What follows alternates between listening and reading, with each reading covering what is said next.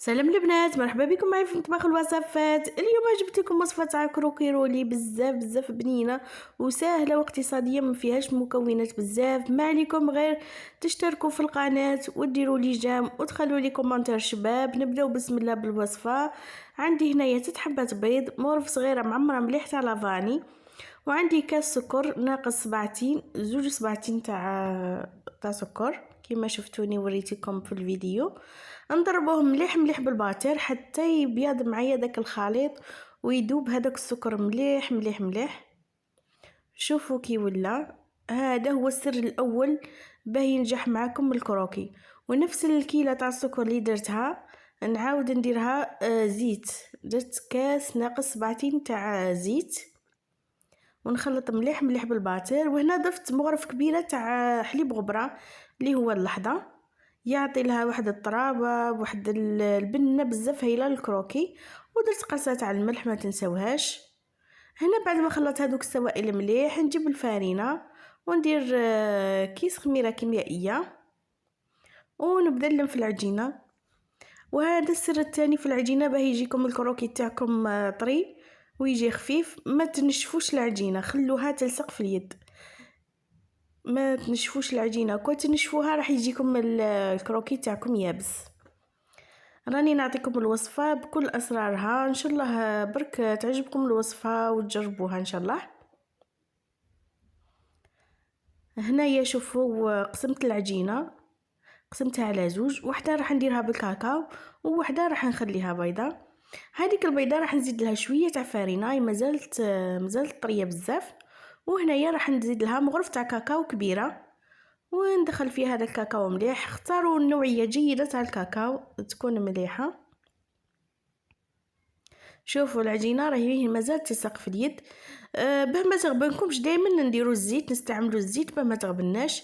هنا جبت بابي كويسون كيما راكم تشوفوا، درت له شويه تاع زيت. ونجيب هذيك العجينه البيضاء نديرها من تحتها هي الاولى، ومن بعد راح نروليه على بها يعطيكم هذاك الشكل شباب. هنا فتحتها غير بيدي، الزيت يساعدكم في الخدمه بزاف. ونجيب هنايا بابي كويسون واحد اخر باه نحل فيه ديك العجينه تاع الكاكاو. ثاني نستعمل الزيت ونبدا نحل في العجينه تاعي كيما راكم تشوفوا. هنا زدت حليتها شويه بالحلال. وهنايا ندير هاد العجينه تاع الكاكاو فوق هذيك العجينه البيضاء.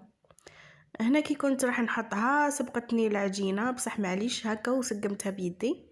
ونبدا نرولي فيها كيما راكم تشوفوا. بابي كويسون يساعدكم بزاف في الخدمه. نروليها حتى نوصل للاخير. هذيك الجهه اللي نقفل عليها نديرها من تحت. وهنا الحربوش نتاعي راهو كبير، نقسمو على 2. نجيب هذاك الحربوش الاول نسقمه ونزيد هذاك الثاني. وما بين راني نخدم هنا راني مشعله الفور يسخن على 180 درجه. لازم الفور تاعكم يكون سخون كي تدخلوه يطيب. هنا راني نسقم فيه بيدي.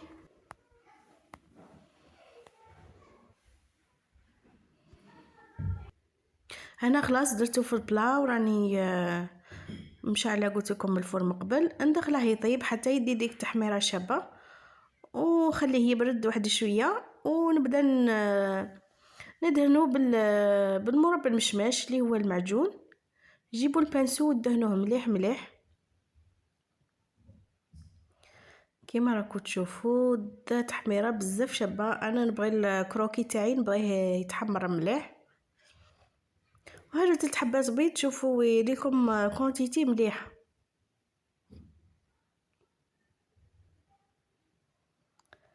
هنا راني دهنتو. انا استعملت الديكور، استعملت الكوفريت.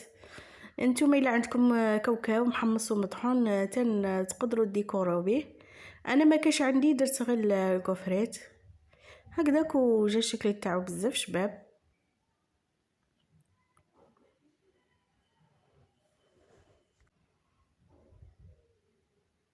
وهنا نقطعه قدامكم. يجي الحبة تاعو ما شاء الله ماشي كبيرة وماشي صغيرة، تجي متحوفة.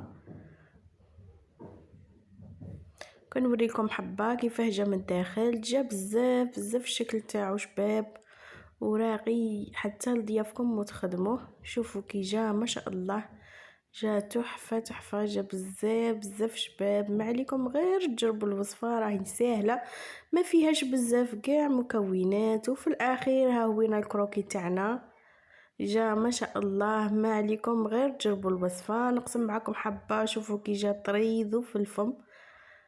إلا عجبتكم الوصفة تاع اليوم ما تنسونيش بكومنتير شباب، هكا تحفزوني باش نديكم فيديو واحد اخر. سلام.